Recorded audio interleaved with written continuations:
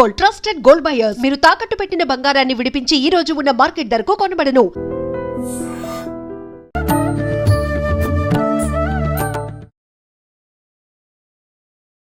నమస్కారం, welcome to I dream.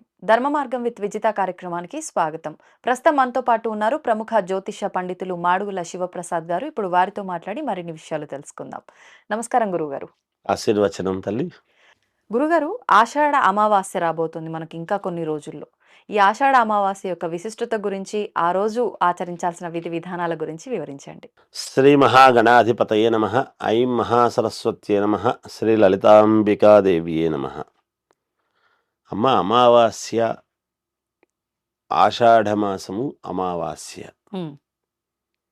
ఇక్కడ అమావాస్య ఒకటే అని కాదు కానీ అప్పటికే దక్షిణాయనం అనేటువంటిది కూడా వచ్చి ఉంటుంది. ఆయనము మార్పు జరిగినది. ఇంతవరకు ఉత్తరాయణం, ఇప్పుడు దక్షిణాయనం అనేటువంటిది. ఇప్పుడు ఆషాఢమాసములో ఉండేటువంటి ప్రాధాన్యతలు అన్నీ కూడా ఏదో గుప్త నవరాత్రులని, తొలి ఏకాదశి అని ఇవన్నీ కూడా వస్తూ ఉంటాయి. ఇంకా ఆషాఢమాసము అమావాస్య చివరి రోజు కాబట్టి అమావాస్య తర్వాత వెంటనే శ్రావణ మాసము ప్రారంభం అవుతుంది. ముందు రోజు అమావాస్య అంటే ఏ అమావాస్యకైనా ఇక్కడ నిజానికి మాతృ సంబంధమైనటువంటివి కాబట్టి చేసుకుంటూ ఉంటాం. ఎందుకంటే మాత అంటే అమ్మవారి యొక్క, ఆషాఢం అంటే బోనాలు జరగటం, గుప్త నవరాత్రులు, ఇవన్నీ కూడా స్త్రీమూర్తికి ప్రాధాన్యతతో కూడుకున్నటువంటివి. శ్రావణ మాసం కూడా అమ్మవారిదే. అయితే ఈ అమావాస్య అని వచ్చేటప్పటికి ఎప్పుడైనా అమావాస్య రోజు అంటే పితృదేవతలకు సంబంధించినటువంటి, మిగతా రోజులు అన్నీ కూడా ఏవి చేసుకున్నా కాలం చేసినటువంటి వాళ్ళ కోసము అమావాస్య అనేటువంటిది చాలా ముఖ్యం.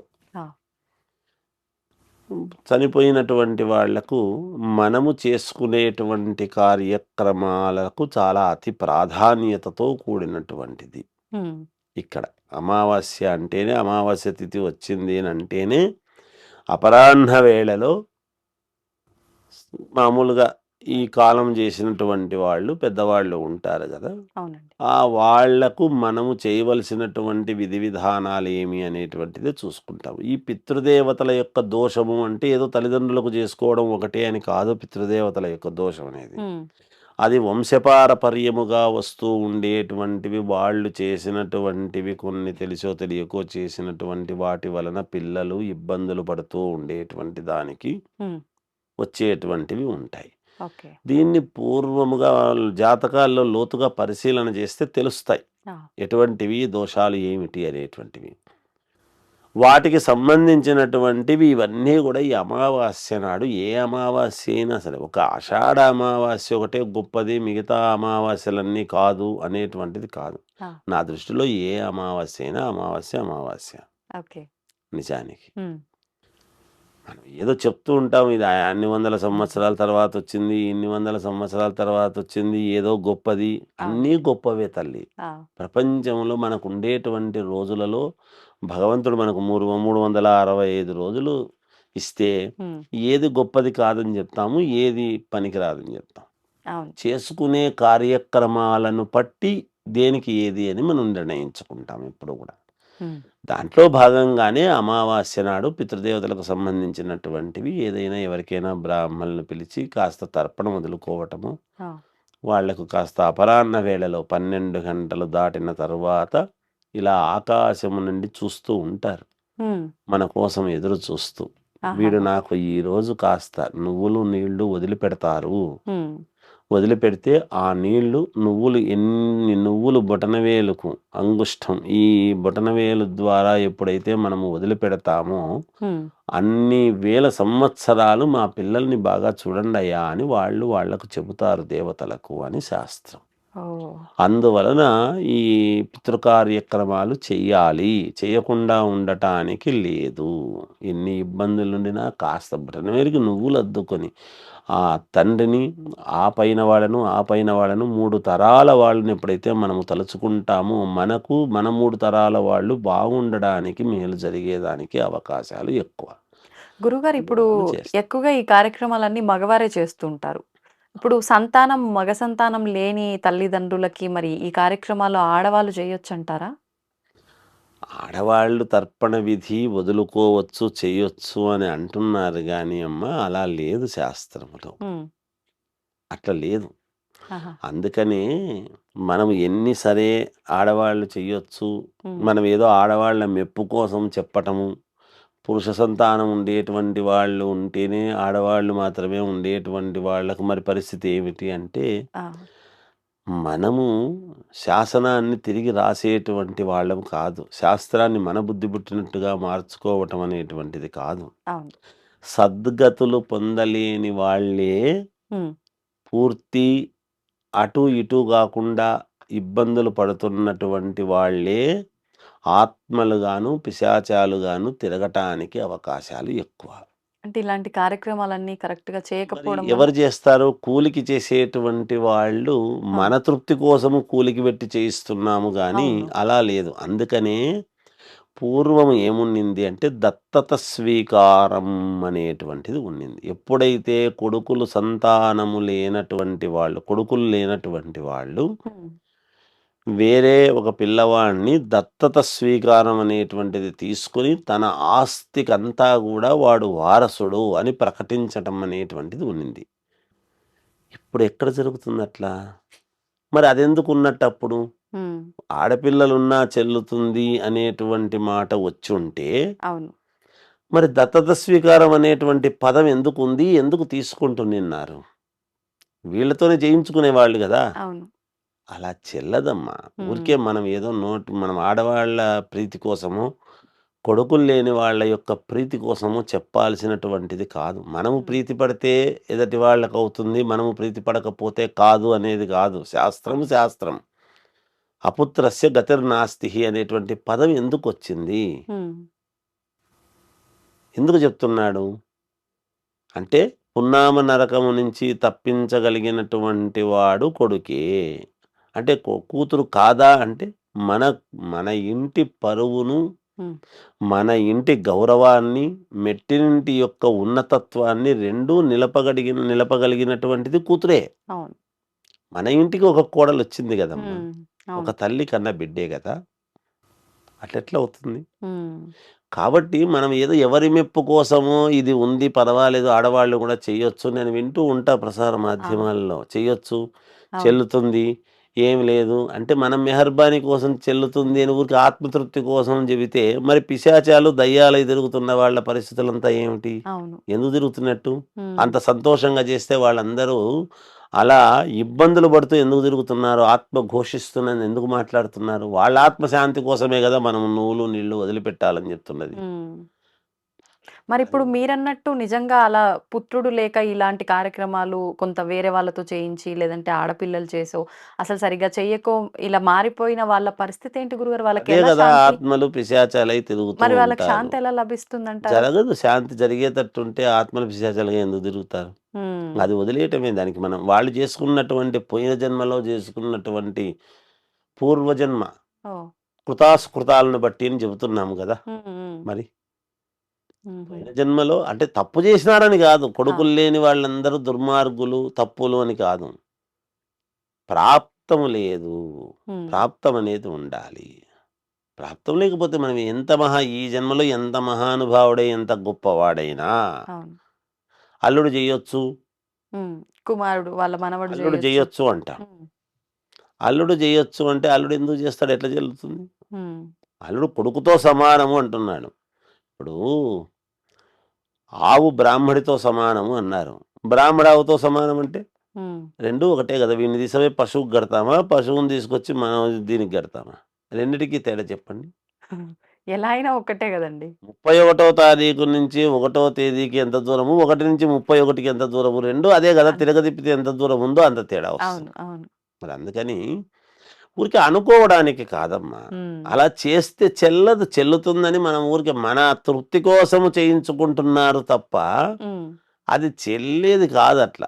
అదే చెల్లేటట్టుగా ఉంటే దత్తత స్వీకారం ఎందుకు తీసుకుంటున్నారు? మనకెందుకు ఉంది ఆ సాంప్రదాయం అనేది ఆలోచన చేయాలి. అవును.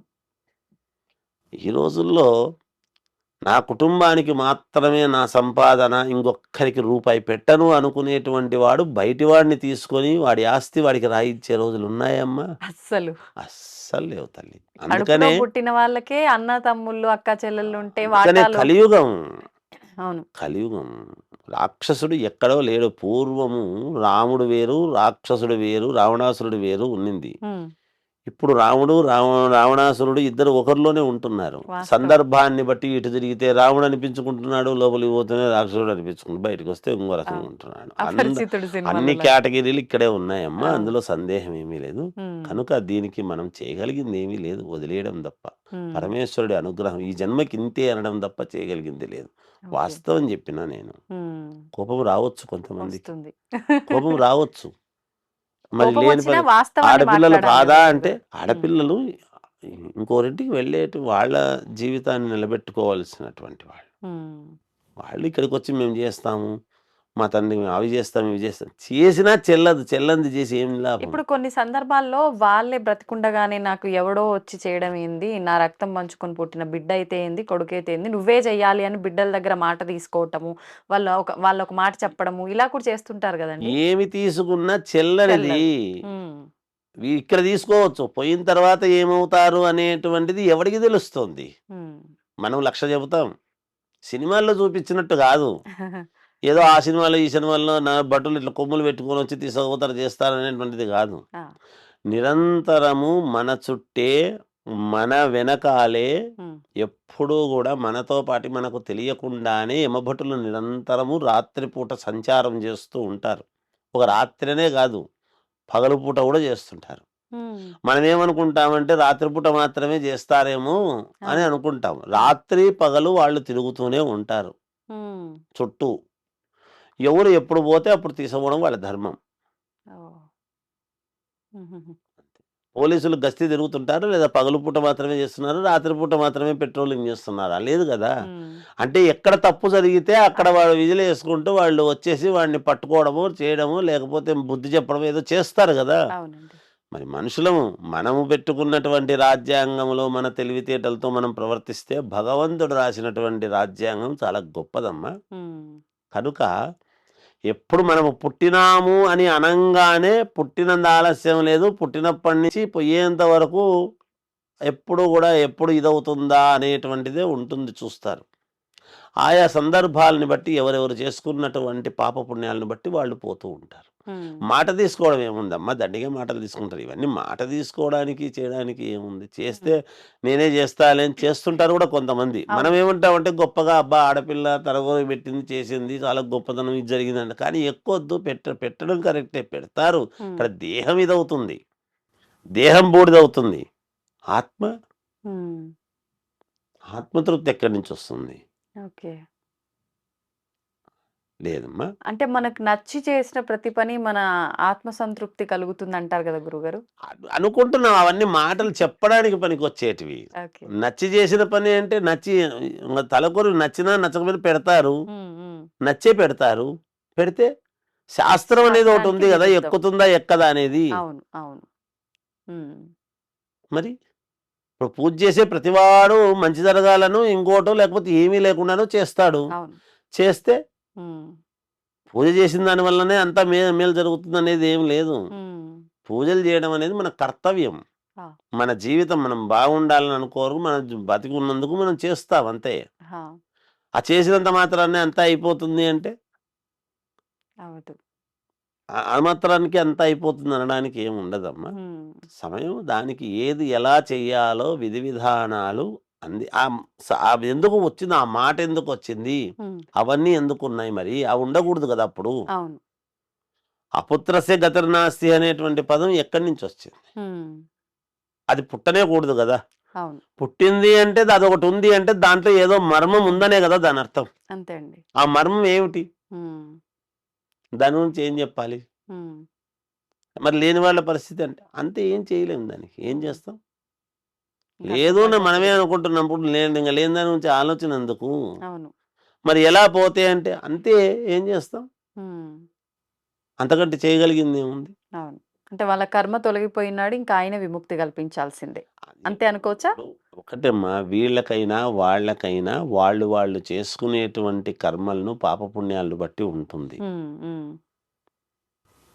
పోయిన జన్మలో ఏదో చేసుకొని ఉంటేనే ఈ జన్మలో ఇది లేదు. మనం ఏం చెప్తున్నాను? రుణానుబంధ రూపేణ పశుపతిని సుతాలయ అని చెప్పుకుంటున్నాం మళ్ళీ మనం. అవునండి. ఆలయాలు, సుతులు, ఉమ్, పశుపత్ని, పశువులు, భార్య కూడా. ఆ, భార్య మనకు లభిస్తుందంటే నేను చూసుకున్న ఈ అమ్మాయిని, అందమైన అమ్మాయిని నేను చేసుకుంటున్నాను, మేమిద్దరం ఇష్టపడి చేసుకున్నామని మనం అనుకుంటున్నాం. అవునండి. ఓకే. ఉమ్, కానీ రుణానుబంధం అనేటువంటిది ఒకటి ఉన్నప్పుడు, విధిరాత ఉన్నప్పుడు దాన్ని తప్పించుకోలేము. ఆ, ఆ అమ్మాయి ఏమిటి? ఈ కాలం అబ్బా! ఇప్పుడు రాముల వారికి సీతమ్మవారు దొరికింది.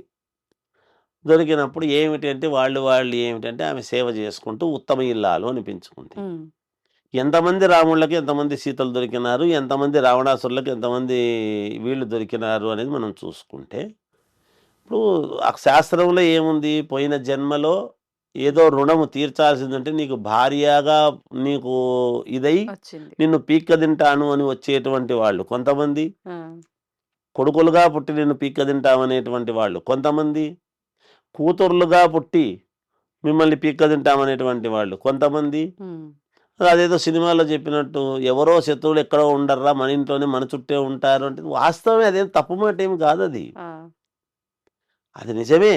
ఒకప్పటి శత్రువులే ఎక్కడ ఇప్పుడు. అంతే. అది రుణానుబంధం. ఉమ్, ఆ రుణం తీర్చుకోవడానికి మనం ఇప్పుడు సంతానాన్ని వాళ్ళను వీళ్ళను ఇదై ఆ రుణం ఉంటేనే వీళ్ళు మన దీంట్లోనే పుడతారు. ఉమ్, లేకపోతే ఎక్కడో పుట్టుండేవాళ్ళు. అవును. అంతే కదమ్మా! అంతే అండి. కాబట్టి దానికి చేయగలిగింది ఏం లేదు ఇంక లేదు. ఉమ్, ఊరికే మనం ఏదో చెప్పుకోవడానికి, అందరిని మెప్పుదల కోసము 4 మాటలు చెప్పి, ఏదో మనం సరే లేదే ఇదిలే అంటే దానికి చేయగలిగింది ఏమీ లేనప్పుడు ఏం చేయలేము అంతే దానికి. ఆ, కాకపోతే అలా వదిలేయకుండా ఎవరో ఒకరు చేస్తారు. ఆ, ఎవరైనా వదిలేస్తే ఎట్లా? అవును. కొడుకులు లేనంత మాత్రాన చనిపోయిన వాడిని తీసుకుపోయి అక్కడ ఇంట్లోనే అట్లే పెట్టలేరు గదా! పెట్టారు. ఎవరో ఒకరు ఆ కార్యక్రమాన్ని చేయటం అనేటువంటిది ఎందుకు? ఉమ్, ఇప్పుడు పక్కింటి వాళ్ళు, ఎదురింటి వాళ్ళు ఎక్కువ సేపు మన ఇంట్లోనే పెట్టుకోలేము. అవును. ప్రాణం అనేటువంటిది ఉంటేనే అంతే.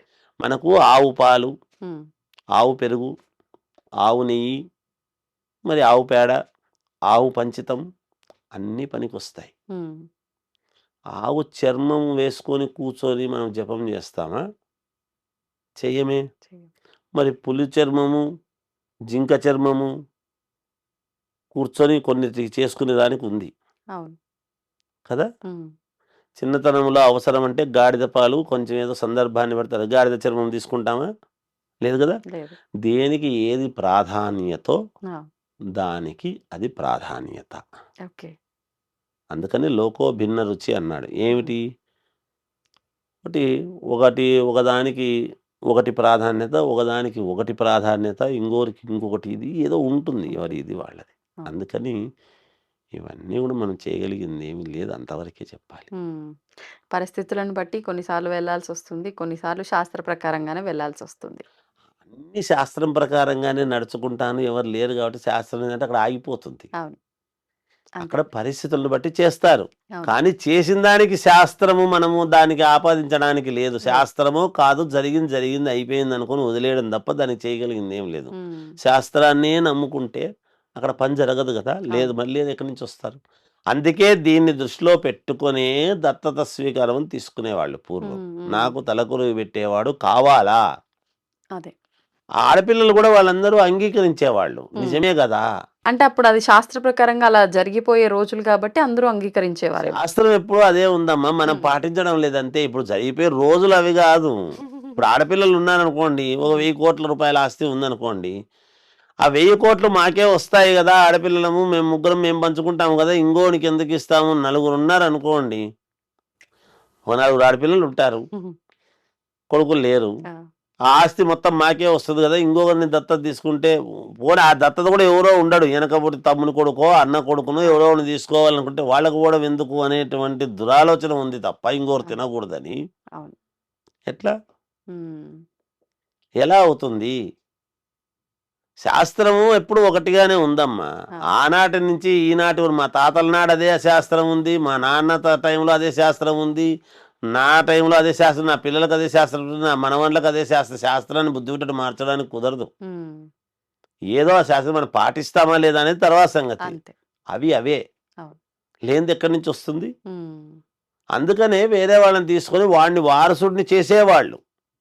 వీళ్ళు కూడా అదే భావనతోనే దత్తత తీసుకున్న తర్వాత మనవాడు అనేటువంటి దృక్పథంతో అట్లాగే చూసేవాళ్ళు. అది కరెక్ట్ పద్ధతి. అవును. ఇది కరెక్ట్ కాదు. కూలికి వచ్చిన వాడు కూలి డబ్బులు వాడు అదేం చేస్తాడు, ఏదేం చేస్తాడు. అంతే. అది నీకేనా, ఇంకో 100 మందికి చేస్తాడు. చేస్తారు. వీడు వీనికే చేస్తాడు కానీ ఊర్లో అందరికీ చేయడు. కొడుకు మనకే చేస్తాడు, అందరికీ ఎందుకు చేస్తాడు? అవును. దానికి అర్థం ఉంది కదా. ఉందండి. అది దాన్ని అర్థం చేసుకోవాలి తల్లి, అంతే. ఏం లేదు. దీన్ని ఎవరిని తప్పుబట్టాలని కాదు. ఉన్నది ఉన్నట్టు చెబితే కోపమే వస్తుంది, బాధ కలుగుతుంది, సహజం. అవును. అంతే అండి. ధన్యవాదాలు గురుగారు. చేయొస్తూ దీన్ని తవ్వండి, తవ్వుతూనే శివలింగం. పరమాత్మకు జీవా సరే దాన్ని అట్లా కప్పేసేయండి, చూపించదండి. Krishna is there. మూర్తి పూజ కాదు, సాక్షాత్ బ్రజేంద్ర నందన భగవాన్ ఉన్నారు మూర్తిలో.